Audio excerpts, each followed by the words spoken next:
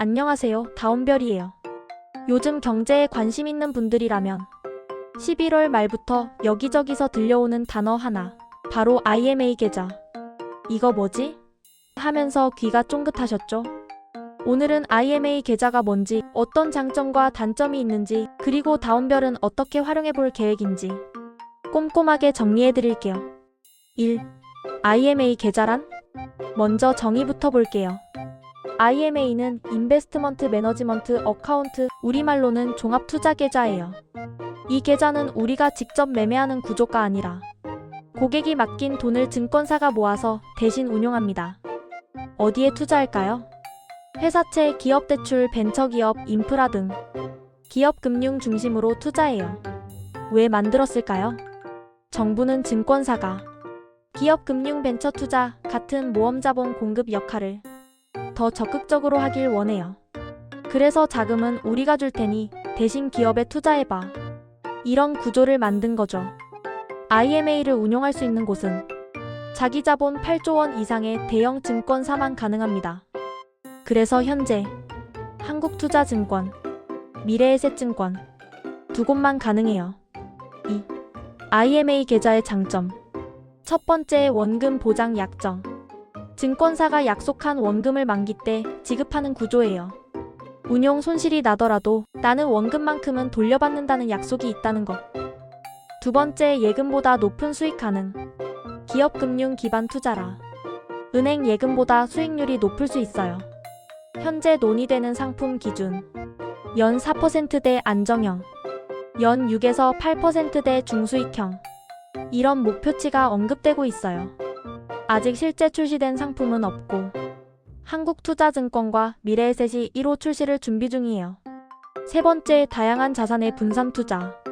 예금이나 CMA보다 더 넓은 투자 범위 덕분에 중장기적으로 안정성과 수익성의 균형을 기대할 수 있어요. 3. 단점도 있어요. 예금자 보호법 적용 안됨. 증권사가 약속한 원금 보장이지 예금보험공사에서 보장해주는 건 아니에요. 만약 증권사가 파산하면 위험할 수 있어요. 중도해지 시 원금 보장 깨짐. IMA는 대부분 만기형이에요. 만기 전에 깨면 손해 날 수 있어요. 4. 기존 상품과 비교해볼까? 먼저 예금은 우리가 가장 익숙한 은행 상품이죠. 은행에서 운영하고 예금자 보호가 되기 때문에 원금이 100% 법적으로 보호돼요. 다만 만기가 있어 유동성은 낮고 수익률도 보통 낮은 수준 2에서 3%대예요. 리스크는 가장 낮지만 수익도 가장 낮다고 보면 됩니다. CMA는 증권사가 운영하는 단기 금융 상품이에요. 필요하면 언제든지 입출금이 가능해서 유동성이 매우 좋고 수익률은 예금보다 같거나 살짝 높아요. 하지만 예금자 보호가 없기 때문에 원금 보장은 없고 은행 예금보다는 약간의 리스크가 있어요. IMA는 증권사가 기업대출, 회사채, 벤처투자 등 기업금융 자산에 투자하는 계좌예요. 운용 주체는 증권사이며 법적 예금자 보호는 없지만 증권사가 원금을 지급하겠다는 약정이 있는 상품이에요. 다만 이 상품도 만기형이라 유동성은 낮고 중간에 해지하면 원금 보장이 깨질 수 있어요. 그 대신 수익률은 예금보다 높고 CMA보다도 높은 연사에서 8%대 목표를 노릴 수 있어요. 리스크는 증권사의 신용을 믿고 가는 구조라 예금보단 높지만 일반 투자보단 안정적이에요. IMA는 딱 예금과 투자 사이에 있는 상품. 이렇게 이해하시면 쉬워요. 5. 투자 시 꼭 알아야 할 점. 만기까지 들고 갈 계획이 있어야 함. 원금은 증권사가 약속하지만 예금자 보호는 아님. 중도해지 시 약정 무효될 수 있음. 브랜드 신용도 높은 증권사를 선택해야 함. 6.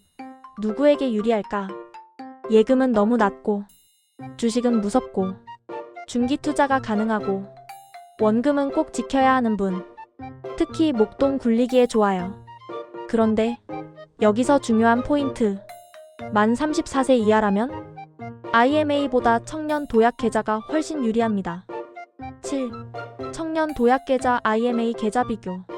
먼저 청년 도약 계좌는 나라에서 청년들의 첫 목돈 마련을 돕기 위해 만든 정부 지원 적금이에요. 만 19세부터 34세까지 그리고 일정 소득 조건을 충족하는 사람만 가입할 수 있는 상품이죠.